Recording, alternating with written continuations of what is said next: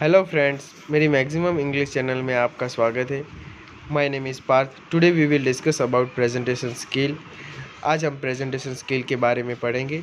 Here कुछ objectives है जो हम देख लेते हैं। Design effective PPTs, engage the audience, make an effective presentations, dos and don't in presentation skills, handling questions. ये सारे उद्देश्य है जो हम आज के पढ़ेंगे। सबसे पहले है design effective presentation. Before creating PPT go through this 5 Ws।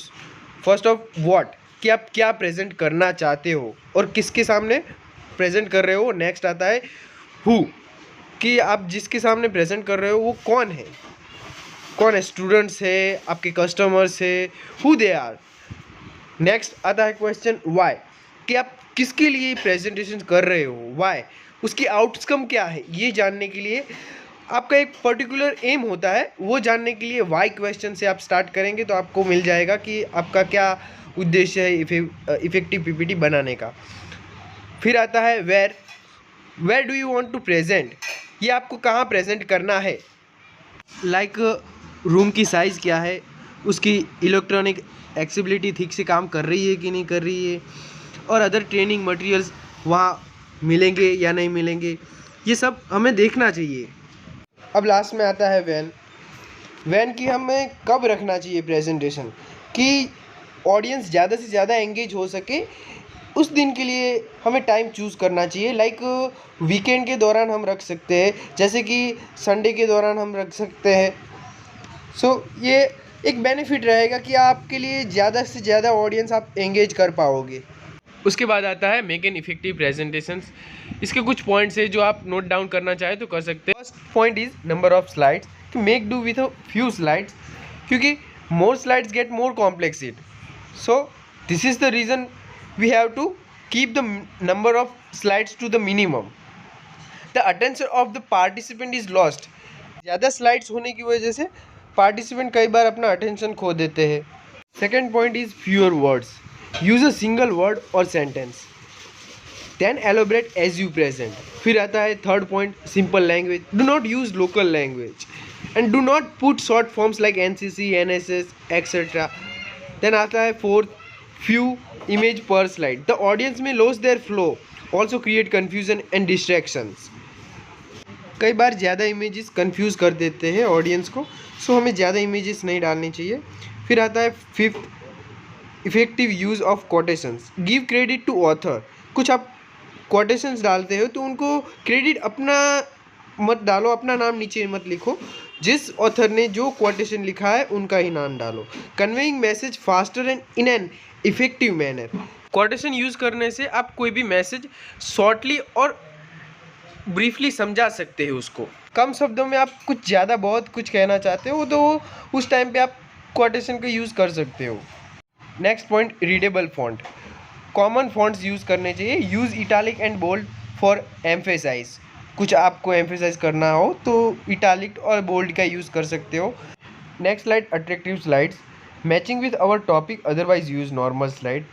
हमारे टॉपिक के साथ मैच करो उस टाइप की स्लाइड्स होनी चाहिए, अदरवाइज आप नॉर्मल स्लाइड यूज़ कर सकते हो। Pick and choose based on the audience, audience को स्लाइड कैसी पसंद है उसके अनुसार आप रख सकते हो। लाइक चिल्ड्रन है तो चिल्ड्रन को कैसी स्लाइड पसंद आएगी, अगर एल्डर्स है तो एल्डर्स को कैसी पसंद आएगी, उस टाइप की आप स्लाइड्स रख सकते हो।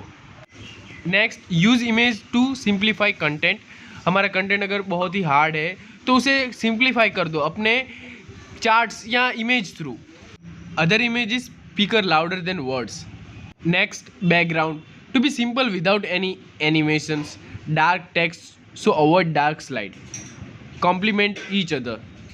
कि क्या करना चाहिए कि डार्क टेक्स्ट है तो अवॉइड डार्क साइड को अवॉइड करना चाहिए, क्योंकि उससे आपका फॉन्ट रीडेबल नहीं होगा। To be simple without any animations, हमें स्लाइड्स को सिंपल रखना चाहिए, बहुत ज़्यादा कॉम्प्लिकेटेड एनिमेशन नहीं होनी चाहिए, सिंपल रखनी। Next, the final side, FAQ means frequently asked questions, कि लास्ट साइड हमारी कि ऑडियंस हमें कुछ क्वेश्चन पूछे ऐसी होनी चाहिए कि thank you slide so that it is the end of the sessions. एक थैंक यू स्लाइड रखनी चाहिए, उसको नीचे रखना चाहिए कि एनी क्वेश्चंस, लाइक यहाँ मैंने एग्जांपल के तौर पे एक स्लाइड्स रखी है कि ready for question and some confusion, कि हमें तैयार रहना चाहिए कि कुछ क्वेश्चंस हमारे सामने आएंगे और कुछ कन्फ्यूज़न भी आएंगे, तो उसको सॉल्व करने के लिए हमें रेडी होना चाहिए। Make an effective presentation, preparation before the presentation, कि जब भी हम प्रेजेंटेशन कर देने जा रहे हो तो उसके पहले कुछ प्रिपरेशन कर लेनी चाहिए, जैसे कि मेक नोट्स, कि अपने नोट्स बना ले लो, एक प्रॉपर स्ट्रक्चर बना लो उसका। फिर उसके बाद रिहर्स द प्रेजेंटेशन, कि उसकी रिहर्सल करो कि प्रेजेंटेशन आपको देनी है जहाँ पे, उसकी एक रिहर्सल कर लो। फिर गैदर ऑल द मटेरियल्स, कि आपको जो भी मटेरियल्स की ज़रूरत होगी वहाँ पे वो सारे मटेरियल्स को आप समेट लीजिए, लाइक प्रॉम्प्ट कार्ड्स और कुछ ऐसे आपकी मटेरियल्स है जो आपको वहाँ पे दिखाने हैं प्रेजेंटेशन के दौरान, तो वो सारे मटेरियल्स ले जाइए।